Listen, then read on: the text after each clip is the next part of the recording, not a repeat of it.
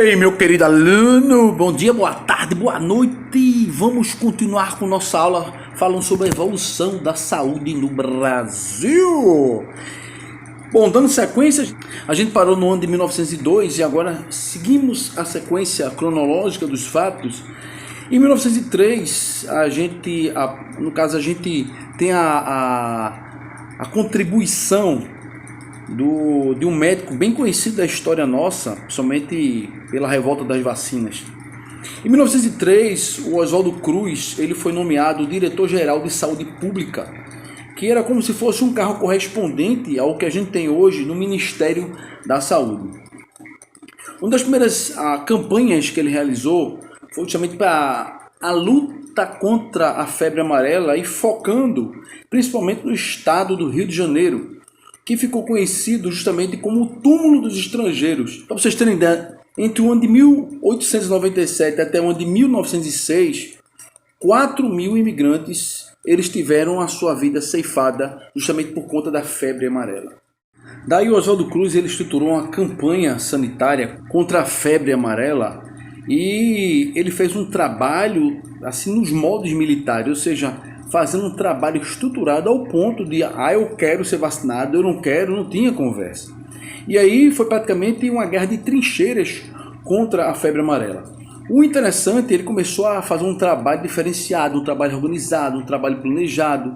Ele dividiu parte dessa organização em 10 distritos sanitários, ou seja, o distrito sanitário ele visava facilitar as ações integradas de saúde, justamente para tentar facilitar o acesso, o trabalho das pessoas que iriam ficar responsáveis por esse processo de vacinação. A coisa era tão complicada que a polícia sanitária ela adotava medidas complexas, medidas que não eram medidas populares. Você tem ideia? Era tão rigoroso o combate ao mal, a todo o processo de falta sanitária, de desorganização da saúde, que a polícia sanitária ela multava, ela intimava os proprietários desses imóveis que eram considerados insalubres, além de demolir esses imóveis.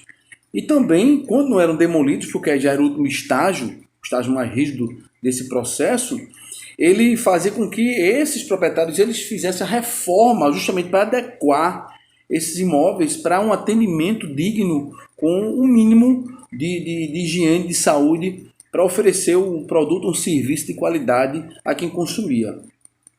Também nesse período foram criadas várias brigadas para matar um mosquito que percorriam a cidade todinha, tentando fazer a limpeza de calhas, a limpeza dos telhados, e ainda exigia providências para que algumas proteções quanto às caixas d'água elas fossem colocadas para evitar que o mosquito entrasse naquela caixa d'água. Como a gente tem essas campanhas hoje aqui, por conta desse mal que já persegue a gente há um bom tempo, que é a dengue, chikungunya, a zika, que na verdade é transmitida pelo mosquito e que não era diferente nessa época. E aí outra medida que eles faziam era a colocação de petróleo entre os ralos e os bueiros.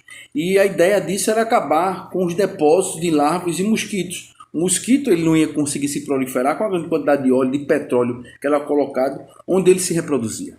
Além disso, eles chegavam a adentrar nas casas, faziam um expurgo dentro dessas casas, onde eles queimavam enxofre e pireto.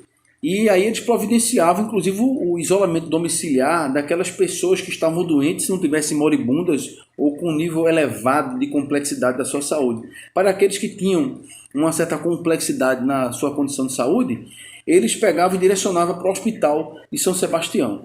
Depois que ele fez esse trabalho com relação à febre amarela, ele começou a direcionar seus esforços para uma luta contra a peste bubônica, através de campanhas que previam a notificação compulsória dos casos do isolamento e a aplicação de um soro que era fabricado em Manguinhos. E a vacinação ela corria intensificada, principalmente nas áreas que eram mais problemáticas, como no caso nas zonas portuárias. E se investiu num processo pesado, principalmente para fazer a desratização da cidade. A quantidade de ratos que existiam naquela época era muito grande por conta da imundice, por conta da sujeira. E tudo que um roedor quer é o quê? A facilidade de acesso ao alimento.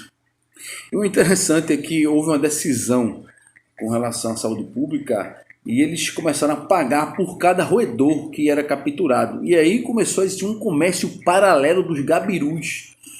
E muitas pessoas compravam os gabirus que percorriam pela cidade. Então você via o tempo todo o pessoal caçando rato, e que na verdade ele só fez agravar a situação com relação à peste bubônica. Mas esse tipo de atitude, lembrando que a gente estava no início do século, e toda ação que era feita para tentar melhorar a saúde era válida.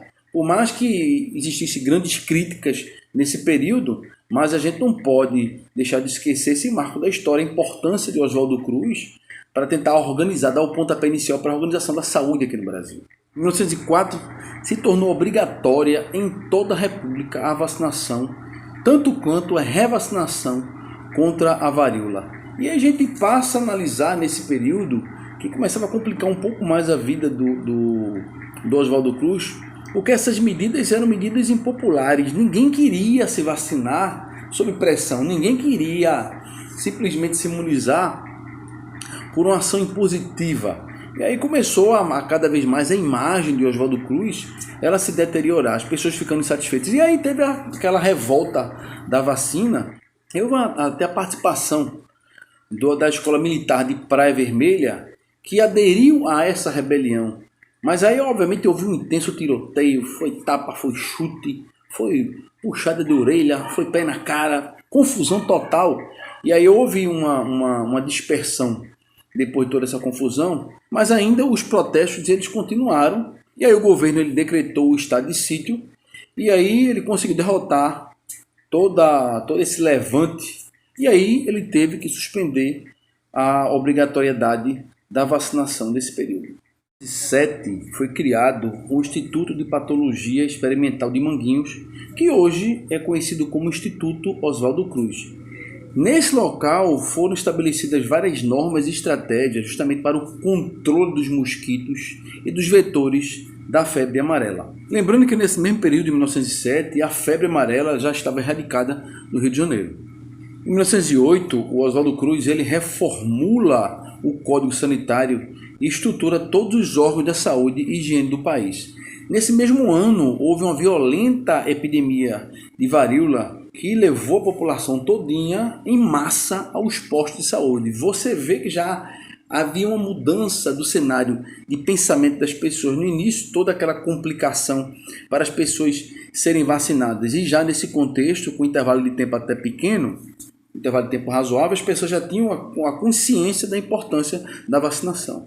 Em 1909, o Oswaldo Cruz ele deixa a Diretoria Geral de Saúde, no caso de Saúde Pública, ou seja, aquele cargo que era equivalente ao de Ministro da Saúde atual, e ele passa a se dedicar inicialmente só ao Instituto Manguinhos, e daí ele optou, com a saída da Diretoria Geral de Saúde Pública, ele optou em organizar algumas expedições científicas que futuramente iriam possibilitar um maior conhecimento da realidade da saúde no interior do nosso país, no interior do Brasil. Ele começou a fazer várias campanhas no Pará, ele erradicou a febre amarela, ele fez um trabalho, uma campanha de saneamento lá na Amazônia. Ele começou a discutir, inclusive, as pessoas que já trabalhavam para tentar construir a estrutura naquele ambiente, e ele recomendou a vacinação das pessoas, recomendou a estruturação de locais onde esses trabalhadores eles pudessem utilizar como um alojamento pessoal, telhado, para que não houvesse a entrada de mosquitos e, consequentemente, não picasse, não transmitisse esses tipos de mazelas para esses funcionários, para esses operários. Ele também recomendou que a água que fosse consumida deveria ser fervida, que esses operários deveriam andar calçados para evitar pisar ou levar uma picada de determinado tipo de inseto ou de algum animal peçonhento. Então ele também fez um trabalho diferenciado em vários locais, trabalhando com várias desinfecções para evitar justamente a proliferação de doenças que inicialmente a gente já tinha conhecimento, que já aconteciam com a gente antes.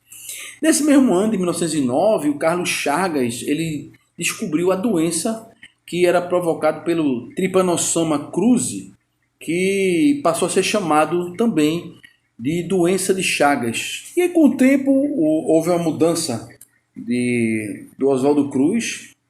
O Oswaldo Cruz ele saiu, e aí quem assumiu foi o Carlos Chagas. E as campanhas de saúde, elas continuaram. O trabalho profilático para evitar a questão da malária.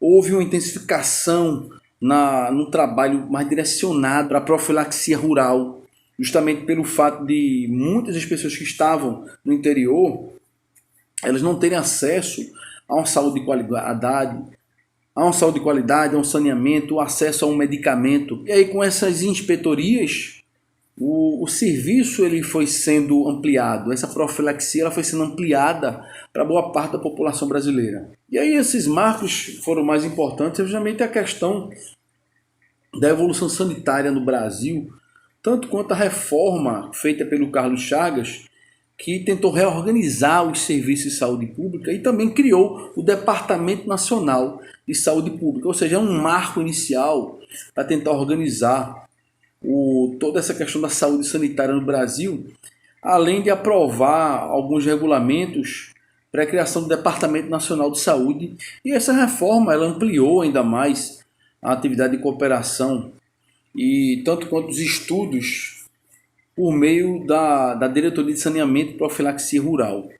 E aí dentro da evolução começou a surgir várias ações que buscavam a melhoria da saúde no Brasil. Mas quando a gente fala em organizar a saúde, a gente não poderia deixar de citar a importância também do desenvolvimento de estudos, de pesquisas, de se investir na criação de cursos para preparar pessoas capacitadas que pudessem atuar tanto na pesquisa quanto no monitoramento, no acompanhamento de medidas profiláticas, em ações de saúde. Em 1940 já se pensava em atividades relativas à proteção à maternidade, tanto quanto da infância e da adolescência, porque querendo ou não, as crianças elas são o futuro do nosso país. Já se pensava isso nessa época.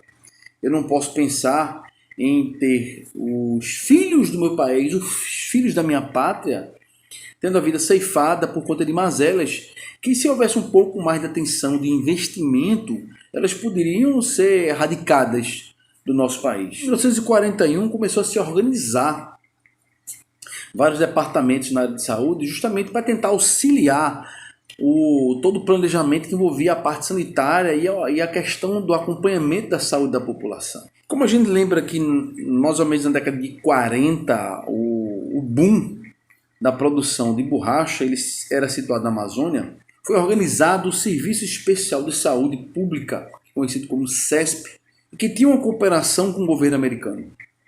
Aí foi assinado um convênio básico que passou a estabelecer o desenvolvimento de atividades de saneamento, tanto quanto de profilaxia da malária, tanto quanto da assistência médico-sanitária à população da Amazônia, onde principalmente se extraía a borracha que era necessária para o esforço de guerra, até porque a gente estava no meio da Segunda Guerra Mundial. Então existia um interesse de que boa parte dos insumos que eram necessários para ser utilizados na guerra, eles fossem garantidos. E sem acompanhamento e sem investimento, com certeza isso aí iria ser muito dificultoso de ter acesso a essa matéria-prima. E já em 1942 a gente começou a discutir a Conferência Nacional de Saúde. Então, nesse ano, nós tivemos a primeira Conferência Nacional de Saúde, ou seja, um dos marcos para se discutir a saúde no Brasil.